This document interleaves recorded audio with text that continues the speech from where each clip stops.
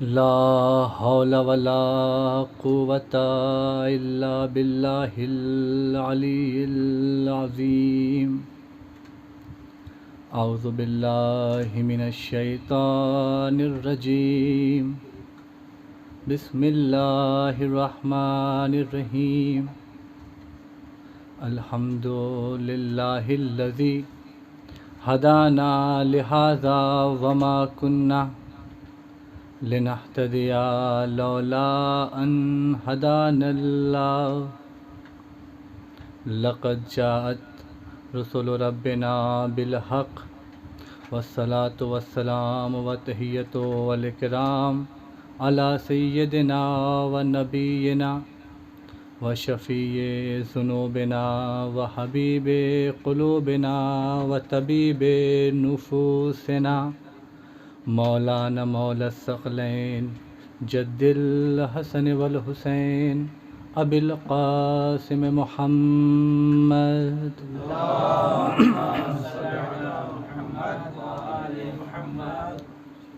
وعلى أهل بيته الطيبين الطاهرين المعصومين المظلومين المنتجبين المنتخبين ولعنة الله على أعدائهم أجمعين من الآن إلى قيام يوم الدين. أما بعد فقد قال الله تعالى في الكتاب الكريم بسم الله الرحمن الرحيم. هو الذي خلق الموت والحياة ليبلوكم أيكم أحسن عملا.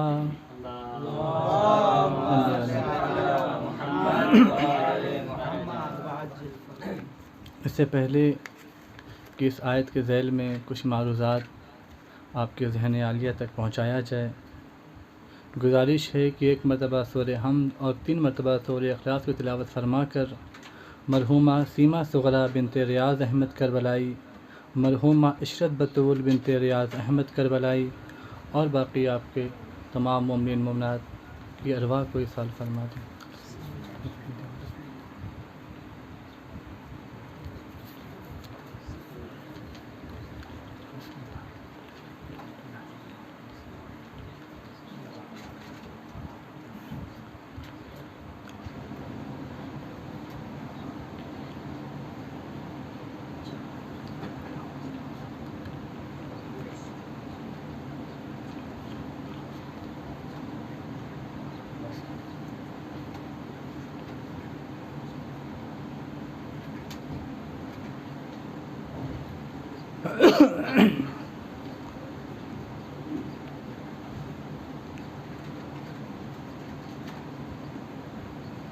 صلوات بر محمد و آل محمد.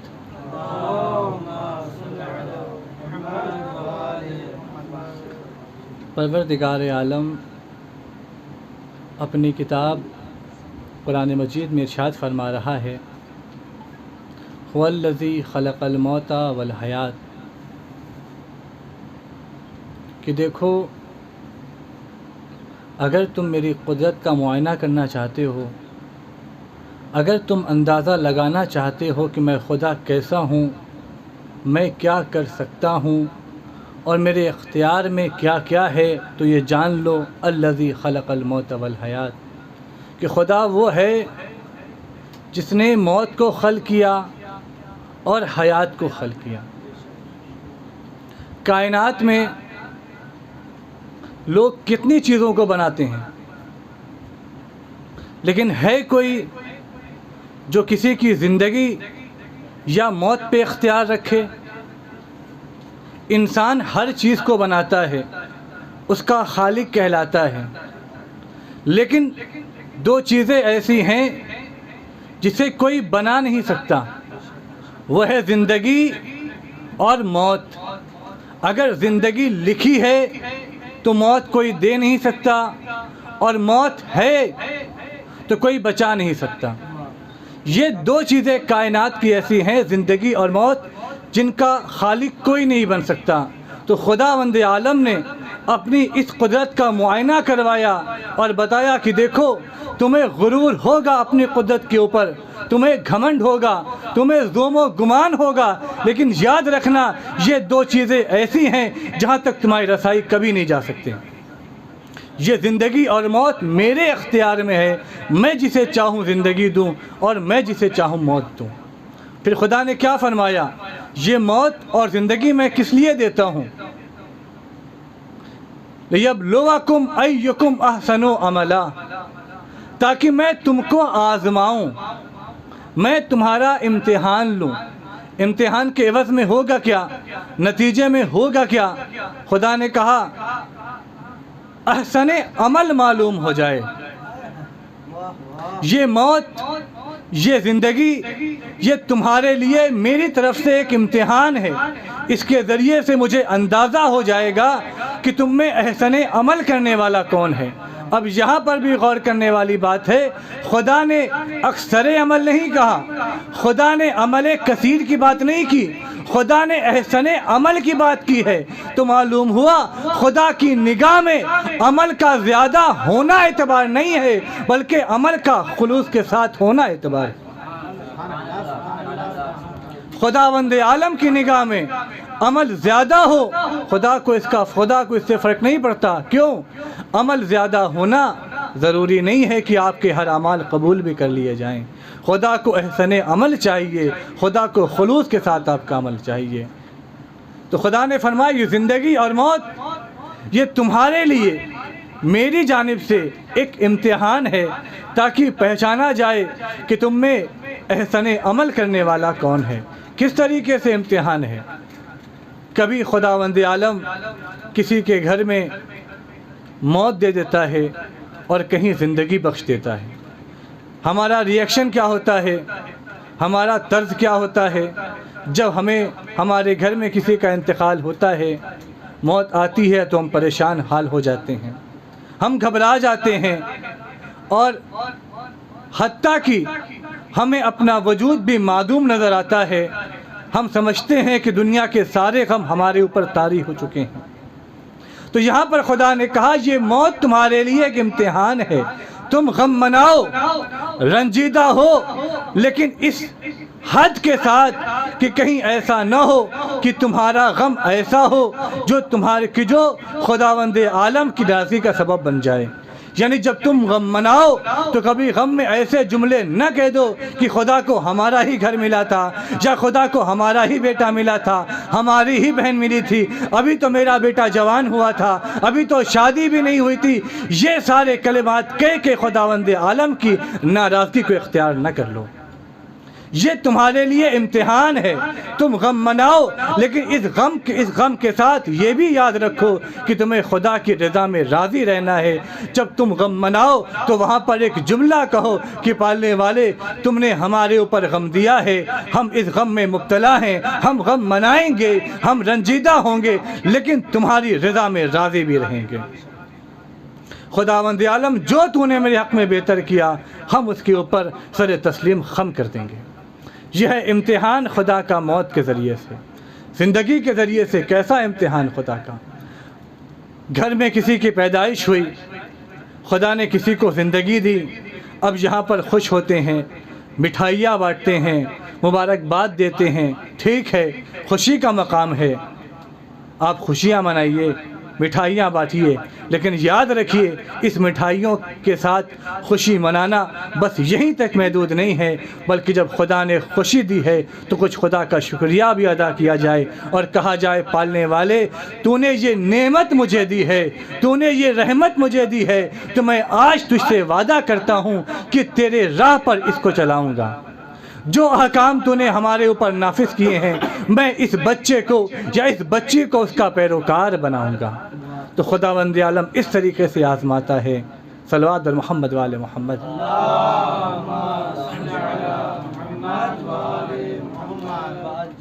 الذی خلق الموت والحیات، خدا وہ ہے جس نے خلق کیا موت کو اور خلق کیا حیات کو۔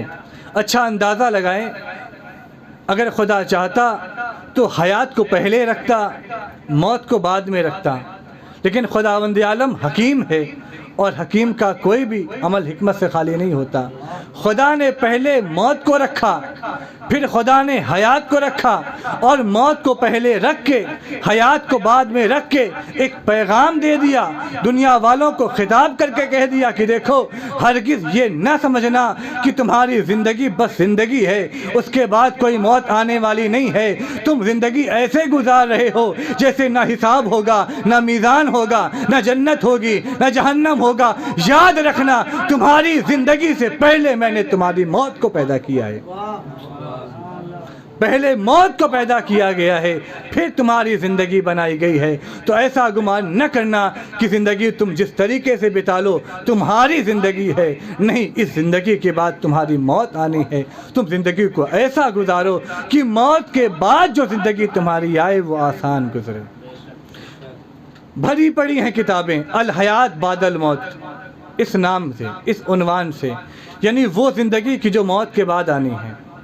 تو اس سے یہ اندازہ ہوا کہ یہ زندگی جو ہماری زندگی ہے یہ ایک زندگی ہے، لیکن اصل زندگی تو وہ ہے کہ جو انسان کی موت کے بعد شروع ہوگی، جہاں پر پائیداری ہے، جہاں پر دوام ہے، جو کبھی ختم نہیں ہو سکتی۔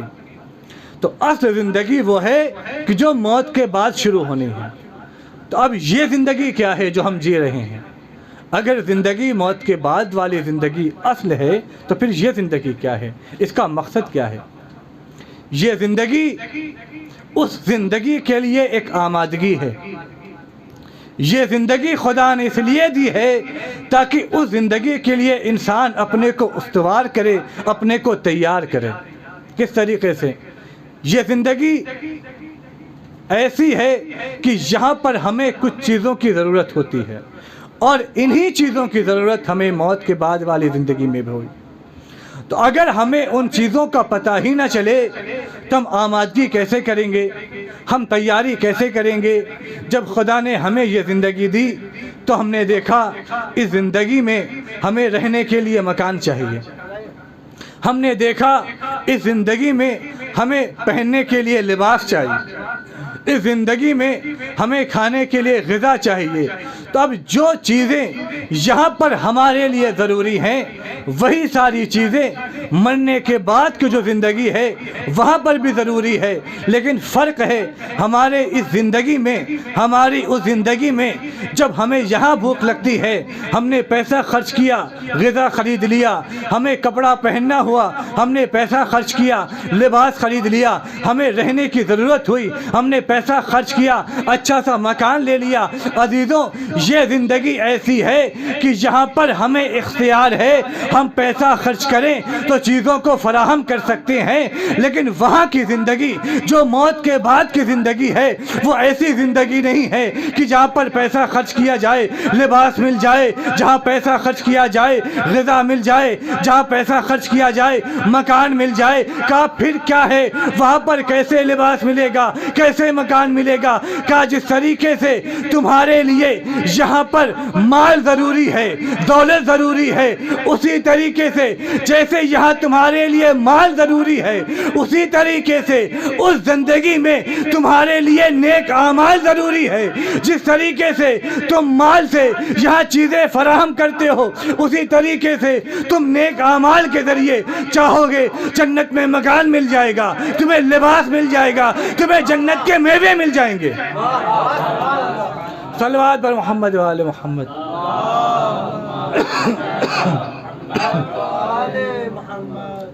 تو اب جب انسان کو اس زندگی میں سفر کرنا ہے، وہ زندگی گزارنی ہے، تو انسان کرتا کیا ہے؟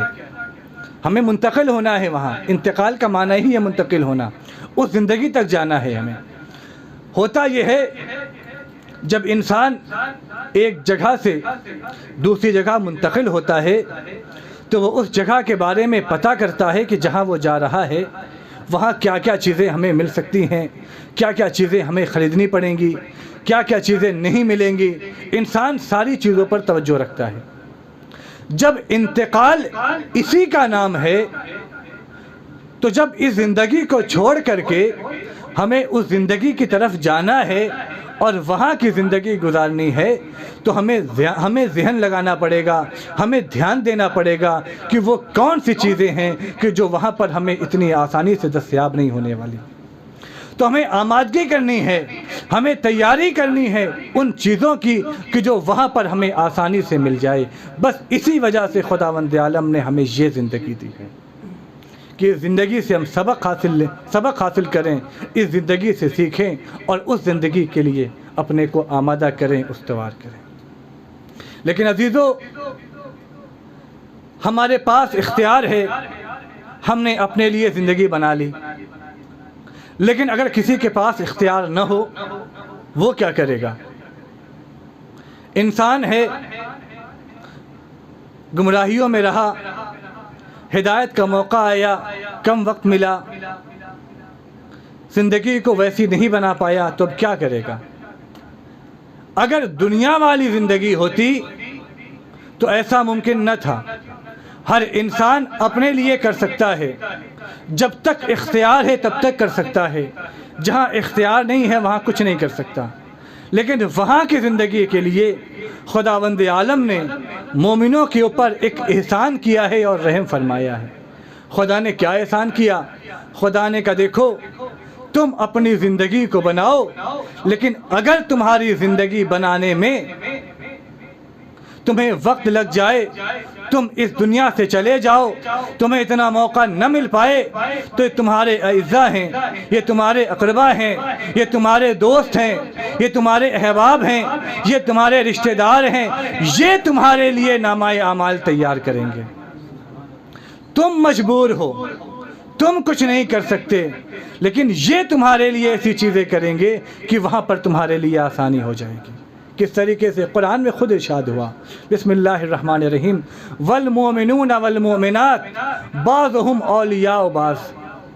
خدا نے فرمایا یہ مومنین، یہ مومنات آپس میں ایک دوسرے کے ولی ہیں، مددگار ہیں، خیال رکھنے والے ہیں، دوست ہیں، آپس میں ایک دوسرے کے ولی ہیں۔ خداوند عالم کی نگاہ میں معیار کیا ہے ایمان کا؟ ایمان کا معیار ہے کہ یہ آپس میں ولی ہیں، مددگار ہیں۔ اگر کوئی آپس میں مددگار نہ ہو، وہ اپنے کو زبانی کتنا مومن کہتا رہے، خدا کی نگاہ میں کبھی مومن نہیں ہو سکتا۔ تو اب اگر کسی کو اپنا ایمان ثابت کرنا ہے، کسی کو مومن کہلوانا ہے اور خدا کی نگاہ میں مومن بنانا ہے، تو دوسروں کے ساتھ مددگار ہونا پڑے گا اور ولی بننا پڑے گا۔ اب ولی مددگار کس طریقے سے؟ دنیا میں انسان زندگی گزار رہا ہے، مجبور ہے، مدد کر دی آپ نے، لیکن یہ جو مجبوری ہے اس کی ایک لمحے کی مجبوری ہے۔ ممکن ہے کہ ایک وقت ایسا آئے جب اس کی مجبوری ختم ہو جائے۔ مثال کے طور سے انسان کے پاس رہنے کے لیے گھر نہیں ہے، لیکن گھر ابھی نہیں ہے اس کے پاس، ہو سکتا ہے آج نہیں 2 سال 4 سال کے بعد کبھی وہ مستطیع ہو جائے اور اپنے لیے گھر تیار کر سکتا ہے، بنا سکتا ہے، خرید سکتا ہے۔ مجبور ہے، لیکن ابھی مجبور ہے، ایسا مجبور ہے کہ بعد میں اختیار آ سکتا ہے۔ جب خداوند عالم ایسے مجبور کی مدد کرنے کو پسند فرما رہا ہے جس کی مجبوری کے بعد اسے اختیار مل سکتا ہے، تو آپ اندازہ کریں اگر اس کی مدد کی جائے جو مجبور ایسا ہے کہ اختیار کا کوئی راستہ نہیں ہے، خدا کو کتنا یہ عمل پسند آئے گا۔ تو خدا نے کہا مومن اور مومنات آپس میں ایک دوسرے کے مددگار ہوتے ہیں۔ ٹھیک ہے، مومن زندہ ہے، مومنہ زندہ ہے، آپ اس کے ولی ہیں، مددگار ہیں، لیکن یہی مومن، یہی مومنہ جب اس دنیا سے چلے گئے تب بھی آپ کو ولایت نبھانی ہے، تب بھی آپ کو مدد کرنی ہے، تب بھی آپ کو اپنی دوستی نبھانی ہے۔ اب وہاں کی دوستی کیسے ہے؟ یہاں کی دوستی تو کچھ اور تھی، وہاں کی دوستی کیا ہے؟ کہا وہاں کی دوستی اس طریقے سے نبھائی جائے گی کہ وہ جو کرنا چاہتا ہے اور نہیں کر پا رہا اس کے لیے وہ کیا جائے۔ نماز پڑھنا چاہ رہا ہے، نہیں پڑھ پا رہا، اس کے لیے نمازیں پڑھی جائیں۔ روزہ رکھنا چاہ رہا ہے، نہیں رکھ پا رہا اس کے لیے روزے رکھے جائیں۔ وہ مجلس میں شرکت کرنا چاہ رہا ہے، مجلس کروانا چاہ رہا ہے، فرش عزا پہ آنا چاہ رہا ہے، نہیں آ سکتا، اس کے لیے فرش عزا بچھائے جائے۔ وہ قرآن پڑھنا چاہ رہا ہے، نہیں پڑھ سکتا، اس کے لیے قرآن پڑھا جائے۔ وہ ثواب جاریہ کرنا چاہ رہا ہے، نہیں کر سکتا، اس کے لیے ثواب جاریہ کیا جائے۔ ہم دوستی کا حق اسی طریقے سے نبھاتے ہیں کہ جب ہمارے یہاں کوئی مرتا ہے ہم کیا کرتے ہیں؟ ہم اس کے لیے مجلس کرواتے ہیں، ہم اس کے لیے نمازیں پڑھواتے ہیں، روزے رکھواتے ہیں، ثواب جاریہ کراتے ہیں، فرش عزا بچھاتے ہیں، قرآن پڑھواتے ہیں۔ یہ ساری چیزیں کر کے ہم اپنے مرنے والے سے کہتے ہیں کہ دیکھو، ایسا نہ سمجھنا کہ آج ہم نے تمہیں بلا دیا ہے، ہم کل بھی تمہارے ساتھ تھے، ہم آج بھی تمہارے ساتھ ہیں، ہم کل بھی تمہارے مددگار تھے، ہم آج بھی تمہارے مددگار ہیں۔ صلوات بر محمد وآل محمد۔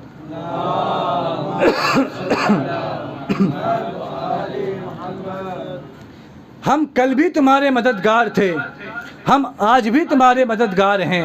تم ایسا نہ سمجھنا کہ ہم نے تمہیں ایک لمحے کے لیے فراموش کر دیا ہے، ہم نے تمہیں ایک لمحے کے لیے بھلا دیا ہے۔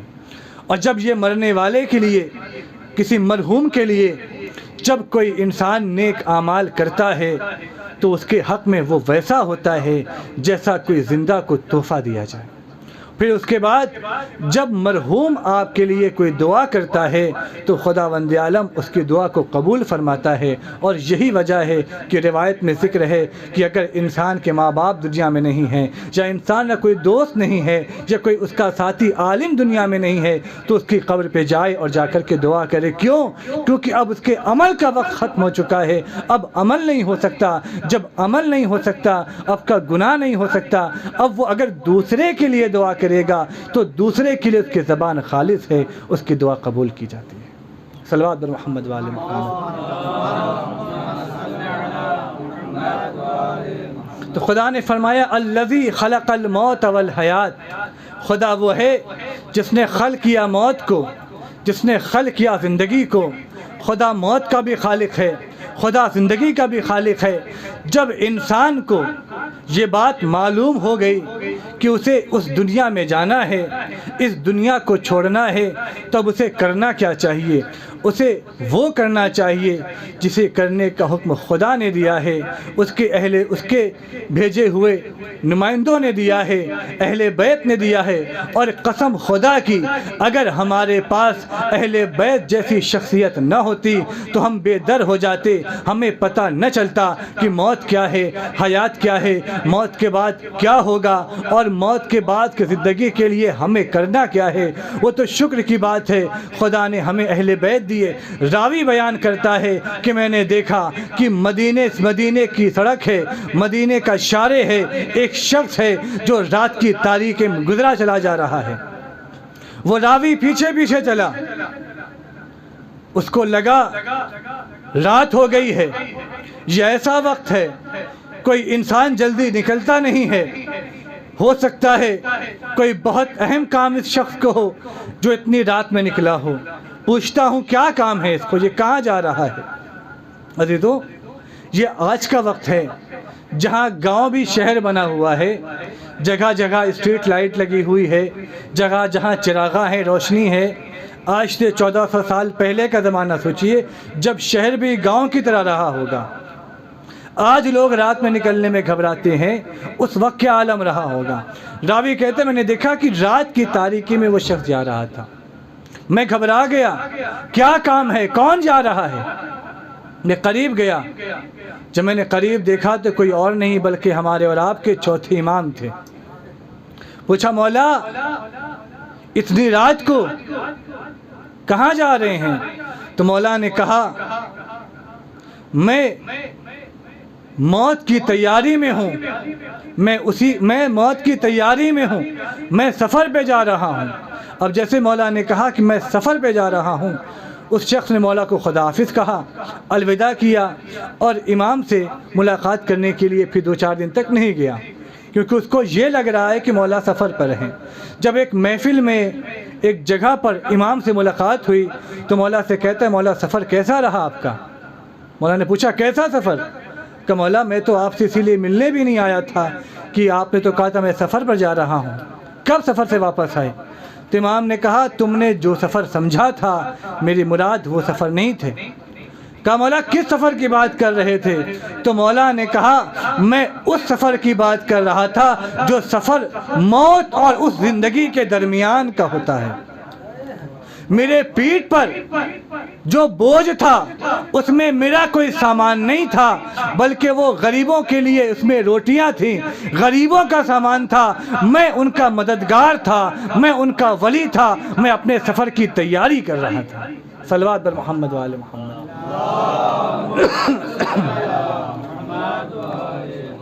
امام نے بتایا کہ اس زندگی کا سفر کیسے کیا جائے اور زندگی آسان کیسے ہوگی، کیونکہ یہ زندگی ایسی ہے کہ اگر مشکل آ جائے تو انسان برداشت کر لے گا، 60 سال 80 سال یہ عمر برداشت کی ہے، لیکن اگر وہ زندگی ایسی ملی جہاں پر مشکلات کا سامنا کرنا پڑا تو وہاں پر دوام ہے، وہاں پائیداری ہے، وہاں پر کبھی وقت ختم ہونے والا نہیں ہے۔ تو لہٰذا ہمیں یہ زندگی قربان کر کے اپنی اس زندگی کو بنانا ہے۔ عزیزو، آج ایک بھائی نے اپنے بہن کی سال ثواب کی مجلس کرائی ہے، اور آج کا دن ایک بہن کی شہادت کا بھی دن ہے۔ ہمارے اور آپ کے چوتھے امام، امام زین العابدین علیہ السلام، ان کی بہن کی شہادت کا دن ہے۔ ایک روایت کے اعتبار سے آج جناب سکینہ اس دار فانی سے کوچ فرما گئی۔ بھائی بہن کی محبت ایسی محبت ہوتی ہے کہ کائنات اس محبت کی مثال نہیں لا سکتی، اور پھر وہ محبت جو عابد بیمار اور سکینہ کی ہو۔ ضمیر بھائی نے اپنی بہن کی جدائی کا درد سہا، لیکن میں کہوں گا ضمیر بھائی سے اور باقی ان تمام بھائیوں سے جو اس غم میں شامل ہیں کہ جب آپ کی بہن اس دنیا سے گئی تھی تو وہاں پر پرسہ دینے والے آئے تھے، آپ کو سنبھالنے والے بھی آئے تھے، آپ کے سامنے آپ کی بہن کو کبھی تماچا نہیں مارا گیا،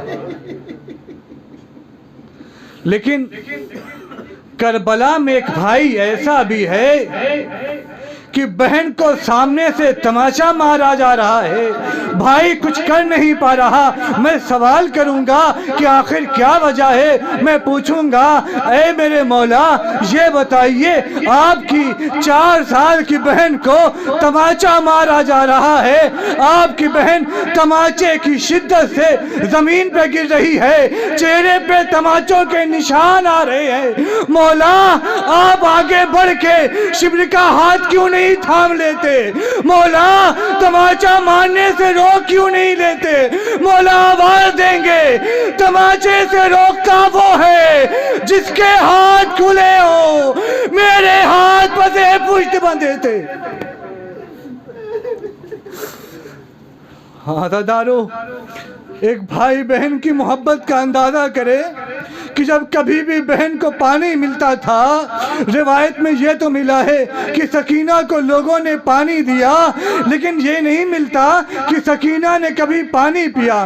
بھائی بہن کی محبت کا اندازہ یہ تھا کہ جب کبھی بہن کو پانی ملتا تھا تو بہن آ کر اپنے بیمار بھائی کی ہتھکڑیوں اور بیڑیوں پر پانی ڈالتی تھی، اور جب بھائی پوچھتا تھا کہ بہن تم پانی کیوں نہیں پیتی تو بہن کہتی تھی بھیا تمہاری بیڑیاں تمہاری ہتھکڑیاں لوہے کی ہے، جب دھوپ کی تمازت پڑتی ہے لوہا گرم ہو جاتا ہے۔ عزادارو، جب لوہا گرم ہو جاتا ہے تو جسم پر اثر انداز ہو جاتا ہے۔ جناب سکینہ اس شدت سے بچانے کے لیے اپنے بھائی کی بیڑیوں پر پانی ڈالتی تھی۔ بس مصائب کے 1-2 گوشے آپ کی رحمت تمام۔ عزادارو، یہ بھائی بہن کی محبت ہے کہ بہن بھائی سے اگر کچھ مانگے اور بھائی سامنے ہو نہ دے پائے، بھائی کے دل پہ کیا گزرتی ہے؟ بہن ہے زندان شام ہے، بہن کہہ رہی بھیا مجھے اپنے بابا کی بہت یاد آ رہی ہے، مجھے بابا کو دیکھنے کا دل کر رہا ہے، یہ فریاد کر رہی ہے۔ عزادارو جب فریاد کی آواز یزید تک پہنچی، یزید نے سر حسین بھجوا دیا۔ اب جب تشت میں سر ہے، سر کے اوپر ایک رومال رکھا ہوا ہے۔ عزادارو احساس کیجئے گا، میں منظر آپ کے سامنے پیش کرنے کی کوشش کر رہا ہوں کہ بی بی سکینہ اپنے بابا کو یاد کر کے گریہ کر رہی ہیں، اور تشت آتا ہے، تشت کے اوپر سر ہے، سر کے اوپر رومال ہے، رومال سے سر ڈھکا ہوا ہے، معلوم نہیں ہو رہا کہ رومال کے نیچے کیا چیز ہے۔ اب سکینہ اپنے بابا کو یاد کر رہی ہیں، بابا بابا کہہ کے فریاد کر رہی ہیں۔ اب جیسے ایک ملعون تشت کو لے کے آگے بڑھا، سکینہ کہتی ہے یہ نہ سمجھو کہ میں بھوک سے رو رہی ہوں، یہ کھانا میرے آگے سے لے جاؤ، میں بھوک سے نہیں رو رہی، مجھے اپنے بابا کی یاد آ رہی ہے۔ اب یہ سننا تھا عزادارو، جب کسی چھوٹی بچی کو باپ کی یاد آتی ہے، کلیجے سے لگایا جاتا ہے، سر پر ہاتھ پھیرا جاتا ہے، شفقت والے انداز میں بات کی جاتی ہے، رومال ہٹا، کٹا ہوا بابا کا سر دیکھا، اے بابا آپ کو کس نے قتل کر دیا؟ ہاں عزادارو آپ سب پڑھتے رہتے ہیں اور آپ سب سنتے رہتے ہیں کہ جب جناب سکینہ کو غسالہ نے غسل دیا ہے تو غسالہ نے پوچھا جناب زینب سے بی بی اس بچی کو کوئی بیماری تھی، اس کے بدن سے لباس چپک گیا ہے۔ عزادارو آخری گوشہ ہے، سماعت فرمائیں گے، بس احساس کیجئے گا۔ عزادارو ہم اور آپ پڑھتے سنتے رہتے ہیں، لیکن انصاف سے بتائیے انسان کے بدن سے کپڑا کب چپکتا ہے؟ مجھے نہیں پتا کہ وہ وجہ کیا تھی جناب سکینہ کے بدن سے کپڑا کیوں چپکا، لیکن ہاں میرے ذہن میں دو چیزیں ایسی آتی ہیں جس سے انسان کے بدن میں کپڑا چپک جاتا ہے۔ ایک وہ موقع ہوتا ہے کہ اگر انسان کے بدن پر کپڑا ہو اور اس کپڑے میں آگ لگ جائے، جب کپڑے میں آگ لگتی ہے تو آگ کے اوپر کا جو حصہ ہوتا ہے وہ نرم پڑنے لگتا ہے، اس میں آگ سے شدت پیدا ہوتی ہے اور بدن سے وہ کپڑا چپکنے لگتا ہے۔ اور دوسری وجہ یہ ہے، آپ نے دیکھا ہوگا جب کوئی آپ کے گھر میں کبھی زنجیر کر کے آتا ہے، آپ نے دیکھا ہوگا جب پیٹھ پر زخم ہوتا ہے اور زخم سے خون نکلتا ہے، جب وہ خون کپڑے میں سرایت کرتا ہے تو وہ کپڑا بدن سے چپکنے لگتا ہے۔ عزادارو میرے ذہن میں یہ دو چیزیں آئیں، مجھے نہیں پتا کہ وجہ کیا تھی۔ اگر ان دو چیزوں کو دیکھا جائے تو ابھی اندازہ ہو جاتا ہے کہ شام غریبہ سکینہ کے دامن میں آگ لگی تھی، اور ایک موقع ایسا بھی آیا کہ جب جناب سکینہ کو دھرے پہ دھرے مارے جا رہے تھے، جب پیٹھ زخمی ہو رہی تھی، پیٹھ سے خون نکل رہا تھا۔ عزادارو مسلمانوں کے یہاں ایک دستور ہے کہ جب کوئی مر جاتا ہے، اس دنیا سے چلا جاتا ہے، تو اسے قبرستان میں لے جاتے ہیں، 4 لوگ جمع ہوتے ہیں، جنازے کو اٹھاتے ہیں، اٹھانے کے بعد گھر سے لے کر قبرستان میں جا کر دفن کرتے ہیں۔ بس مجھے انصاف سے بتائیے گا کہ شہزادی کہاں رہتی تھی اور شہزادی کا مدفن کیا ہے؟ عزادارو شہزادی زندان میں رہتی تھی، شہزادی کا مدفن بھی زندان ہے۔ مسلمانوں کے یہاں یہی ہوتا ہے، اس وقت بھی ایک قبرستان تھا، لیکن شہزادی کو کہاں دفن کیا گیا؟ عزادارو شہزادی کا انتقال زندان میں ہوا، یہ بات تو گوارا ہے، مگر یہ بات گوارا نہیں کہ شہزادی کا مدفن بھی زندان بن جائے۔ اس بات سے یہ اندازہ ہوتا ہے کہ مسلمانوں کی غیرت مر گئی تھی، اہل حرم پر ایسا مصیبت کا وقت آ گیا تھا کہ 4 مسلمان بھی نہ جمع ہوئے جو سکینہ کے جنازے کو اٹھا کر زندان سے قبرستان تک لے جاتے۔ وَسَيَعْلَمُ الَّذِينَ ظَلَمُوا أَيَّ مُنْقَلَبٍ يَنْقَلِبُونَ